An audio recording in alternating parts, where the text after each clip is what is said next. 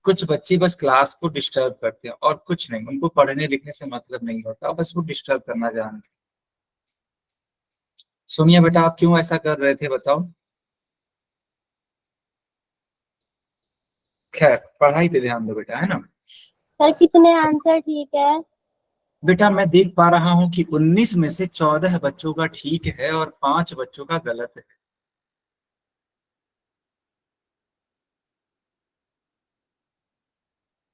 Okay, बाकी लोग भी उत्तर दे दो बेटा, है ना?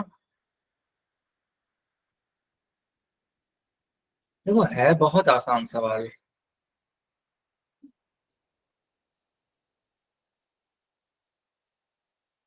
ओके बच्चों, अब आप सब लोग चैट में आंसर करेंगे।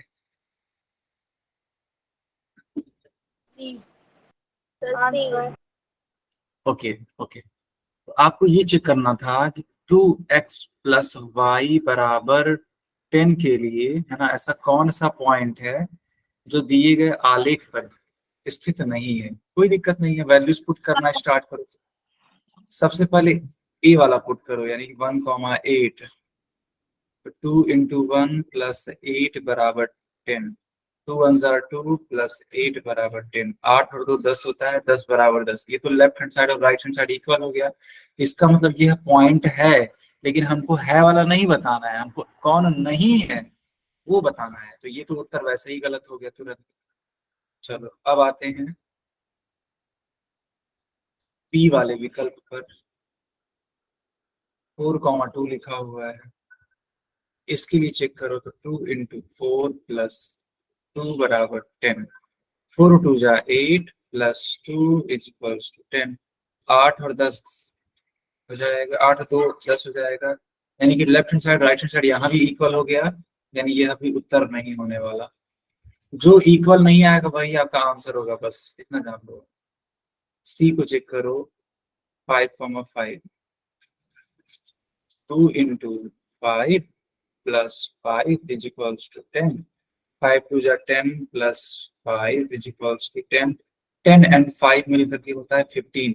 15 कभी भी 10 के बराबर हो ही नहीं सकती है, कभी नहीं ऐसा हो सकता। इट मीन जो सी वाला है वही आपका फाइनल आंसर है बेटा।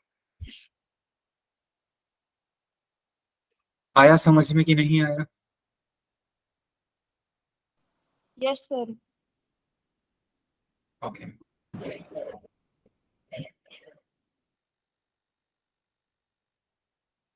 चलिए अब हेडिंग लगाइए, संगत तथा असंगत रैखिक समीकरण युग्म, यानी कि consistent and inconsistent pair of linear equations. Sir इसमें आप रेखा वाले करवाओगे, प्रतिच्छेदी, संपाती, समानांतर। यस यस यस, तो कोई डाउट है क्या?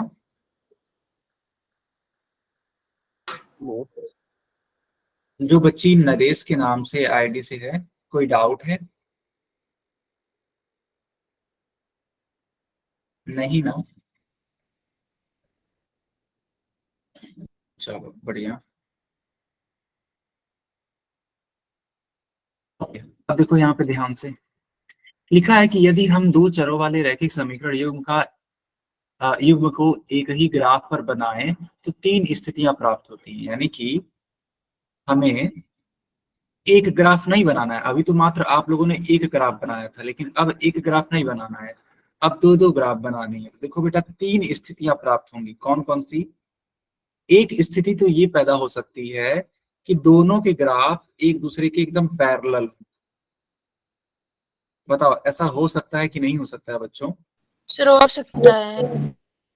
हो सकता है ना, गुड। दूसरी स्थिति ये पैदा हो सकती है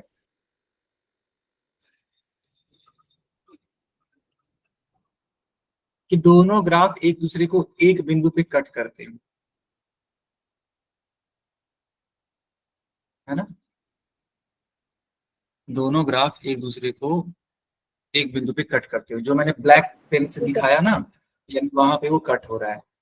तीसरी स्थिति क्या हो सकती है ये भी देखो। चलो मैं इसको थोड़ा इरेज कर देता हूँ, अदरवाइज फिर बच्चे डाउट में आ जाएंगे कि सर ये एरो क्या है। लाइन के ऊपर लाइन सर, हाँ बिल्कुल सही। तीसरी संपाती। हाँ बिल्कुल सही कहा आपने। तीसरी स्थिति क्या हो सकती है, देखो तो बेटा तीसरी स्थिति ये हो सकती है कि चलो एक ग्राफ खींचा आपने, और जो दूसरा ग्राफ जो ही खींच रहे हो तो पता लगा कि वो जस्ट इसी के ऊपर में है।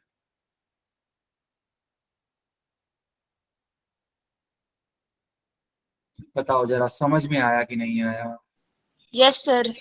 सर यस, तो तीन स्थितियां, जब दोनों समांतर हो, जब दोनों एक दूसरे को एक बिंदु पे काटती हो, और जब दोनों समपाती हो, है ना, कंग्रुएंट। ठीक है, ये तीनों फिगर समझ में आया कि नहीं आया? यस चलो अब देखो वही स्थितियां यहाँ पर बना करके दिखाई गई हैं कि दोनों एक दूसरे को एक बिंदु पे कट कर रही हैं। देखो यहाँ पर इस वाले बिंदु पर ये दोनों कट कर रही हैं, तो इस प्रकार के केस को बोलेंगे प्रतिच्छेदी, यानी कि इंटरसेक्टिंग। क्या बोलेंगे इसे? इंटरसेक्टिंग। बहुत बढ़िया। जब दोनों एक दूसरे के ऊपर आ जाएंगी तो इसको बोलते हैं संपाती, यानी कि कोइंसिडेंट। ठीक है, कोइंसिडेंट हो जाएगा। और जब दोनों एक दूसरे को कट नहीं कर रही हो, एकदम समांतर हो, तो वो स्थिति है समांतर वाली, यानी कि पैरेलल। ठीक है बच्चों, आप लोग या तो अपने नोट्स में बना लेना इसको, या तो इसका स्क्रीन शॉट ले लेना। ठीक है, ले लिया आगे सर। बढ़े।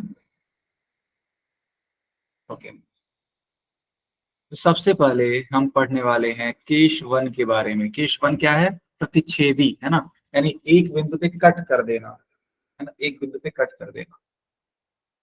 तो जब रेखाएं प्रतिच्छेदी होती हैं तो इसके बारे में पढ़ते हैं। देखो बेटा, इस स्थिति में जो इन दोनों ही समीकरणों का जो हल होता है ना, मात्र एक आता है। एक आने का मतलब है सिर्फ एक हल आएगा, सिर्फ एक हल आएगा, एक से अधिक नहीं आ सकता है। ठीक है, हल रेखाओं का प्रतिच्छेद बिंदु होगा। बिल्कुल सही बात है। देखो मैं यहाँ पे प्रतिच्छेद बिंदु बना भी देता हूँ। देखो ब्लू जो लाइन है और जो रेड लाइन है, उसका प्रतिच्छेदी बिंदु, ये जो ब्लैक डॉट है ये हो जाएगा, यह प्रतिच्छेद बिंदु कहलाएगा। आया समझ में? Yes sir. है ना, चलो। Yes sir. अच्छा एक चीज और जान लो आप लोग, बहुत ही मजेदार चीज है। देखो बेटा, जब जो रेखाएं हैं एक दूसरे को एक बिंदु पे कट करें, या फिर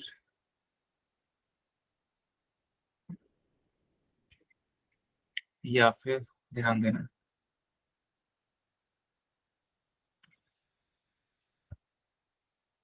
एक दूसरे के ऊपर हो,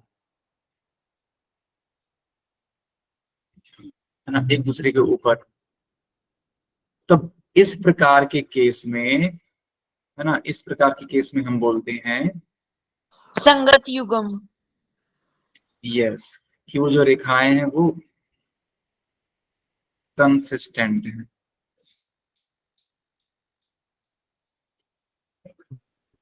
यानी कि संगत है। लेकिन जब दोनों ही एक दूसरे के पैरेलल हों, यानी एक दूसरे को कभी भी कट ना कर रही हो, तब उसको बोलते हैं असंगत। क्या बोलते हैं उसको? असंगत। असंगत। ठीक, जैसे कि मैं यहाँ पे समझा देता हूँ आपको।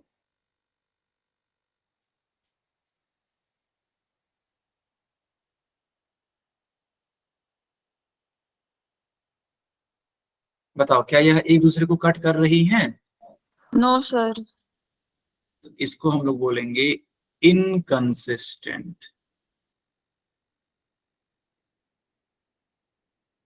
या फिर हिंदी में असंगत। ये समझ में आया कि नहीं आया? आ गया सर। आगे, बढ़िया बढ़िया, आगे बढ़ते हैं फिर। तो आपने देखा कि अगर एक बिंदु पे कट हो रहा है तो इसे हम संगत कहेंगे, यानी कि कंसिस्टेंट कहेंगे, है ना। आगे बढ़ते हैं। अच्छा आप लोग नोट करते जा रहे हो ना? Yes sir. ठीक है बेटा।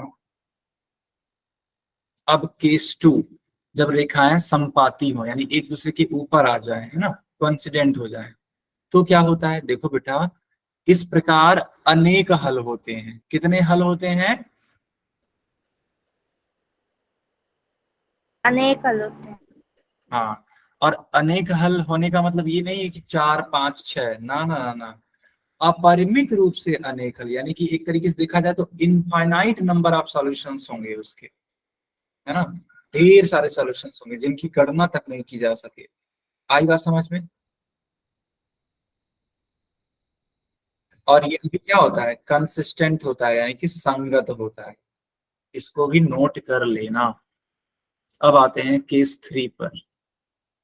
केस 3 पर जब रेखाएं समांतर हो तब क्या होता है? यहाँ पर कोई भी हल नहीं होता है, एक भी हल नहीं। क्यों? क्योंकि यह एक दूसरे को कभी काटती ही नहीं है, और इन्हें इनकंसिस्टेंट कहा जाता है, यानी कि असंगत कहा जाता है। बच्चों, क्लियर है? Yes sir.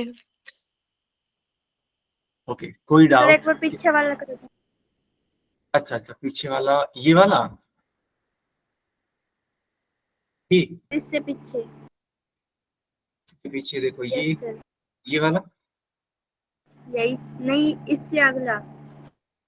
ये जो हम बनाए थे क्या? सर संपाती रेखा वाला बोल रही है। संपात, अच्छा संपाति, ये वाला आई थिंक। देख लो प्रियंका, यही है ना? Yes sir. ठीक है ठीक है, सब बच्चे नोट कर लो, अगर हो जाएगा तो बताना। कर लिया सर। आगे बढ़ जाए फिर। हो गया। Yes sir. ठीक है। अब देखो, यहाँ आपसे एक प्रश्न पूछा जा रहा है कि क्या हम समीकरण को देखकर बता सकते हैं कि रेखाएं कैसी होंगी तथा समीकरण युग्म के कितने हल होंगे? बता सकते हैं?